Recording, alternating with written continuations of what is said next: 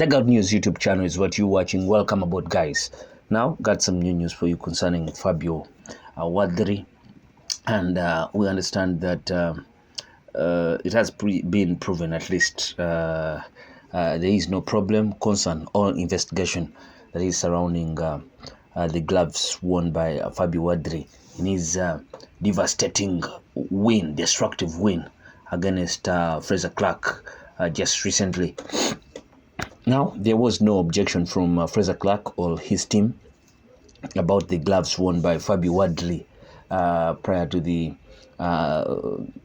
later winning their rematch, nor did the British Boxing Board of Control BBBoC investigate said gloves after the brutal first round knockout in Saudi Arabia on October 12th. The heavyweights had fought to a rousing 12-round draw in March, so competitive and evenly fought that the quick and violent finish in the square punctuated a visible fracture to Frazer Clarke's jaw, and it came as a surprise to almost everyone. It emerged last week that that Frazer Clarke's promoter, Frazer Clarke is the loser in that contest that happened on October 12th, and his promoter Ben Shalom was calling for an investigation following unsubstantiated claims that the padding in the Fabio Wardley gloves fell below the legislated level. Shalom suggested a doctor had voiced their displeasure about Fabio Wardley's gloves, but the British Boxing Board of Control, BBBoC's Chief Medical Officer, Niall Scott, confirmed that he neither expressed that concern nor had anyone else doing so. In a video seen by Dugout News, which was recorded on the eve of the rematch after the gloves were approved by all parties, Frazer Clarke observed that Fabio Wardley's gloves were very thin, but he was not too fused. Initially talking about his own choice of gloves before comparing them to those to be worn by his opponent Fabio Wardley, Frazer Clarke said, "It's what I am used to. I wear Everlast, felt good in them. They protect my hands. Then obviously I felt my opponent's gloves, and nothing really. For me, gloves are gloves. People are different. If this hits you in the face," he was talking about his Everlast gloves, "it's going to hurt one way or another." Frazer Clarke said while cocking his fist, "So I'm not too fused when it comes to those things. It's a fight. They could put me in anything and I will be all right. I touched my glove and I touched his. He was touching mine, and I said mine are pillows compared to his gloves. His gloves are very, very thin, let's say, and padded, but he's got to land them on me. The one set of gloves can feel thinner than another might appear a cause of for concern. Not so, according to the British Boxing Board of Control, BBC, and so very many other things did go on during that night.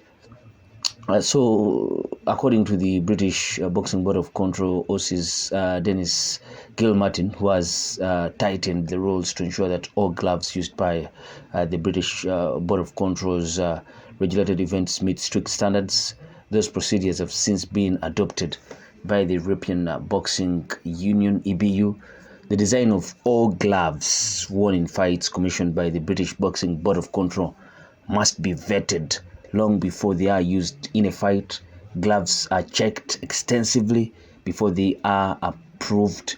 It's a laborious process and it doesn't happen quickly.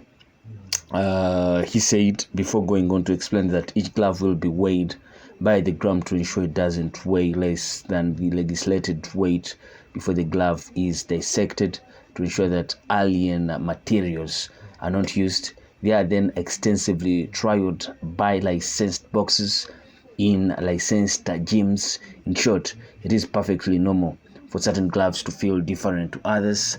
Some will have more man-made padding than those with a higher concentration of horsehair.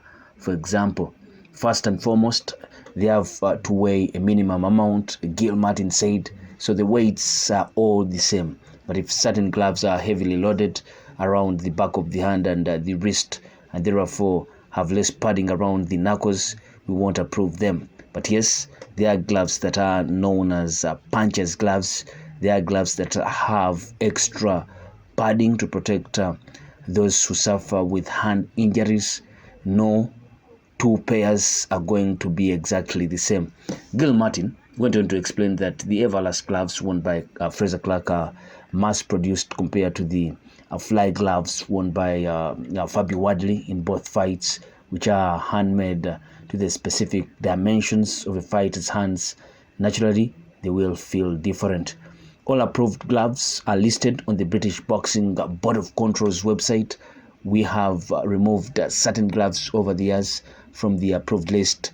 Gil Martin said. He stressed that in such cases, the issue with those gloves was identified by the British Board of Control and never because a boxer or trainer had objected to them. Injury is not caused by a glove, he said, but by the person wearing the glove. We have seen similar injuries caused, and it's not just heavyweights, it's in the lower weights too. There's no pattern in the make of the gloves. The pattern is with the accuracy and weight of the punches. The gloves are inspected before the fight to ensure they are consistent with the approved design.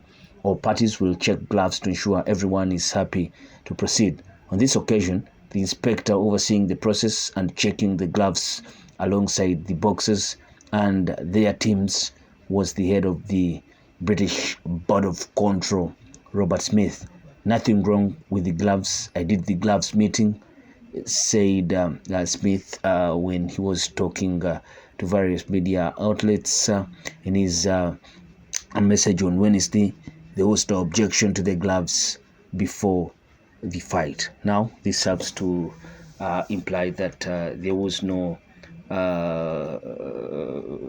foreplay from Team Wardley, and he won fair and square. So they should be put to bed. There is always that loss that makes you think that maybe there was something wrong with this, there was something wrong with that. But things happen in that squared circle, and you never know when someone hits you with that good shot. It can always be lights out. That happens anywhere. So it's no problem or concern or investigation surrounding Fabio Wardley's gloves that he did wear on the night that he knocked out Frazer Clarke in the very first round. Do place your comment in the comment section below. I sign out. Peace.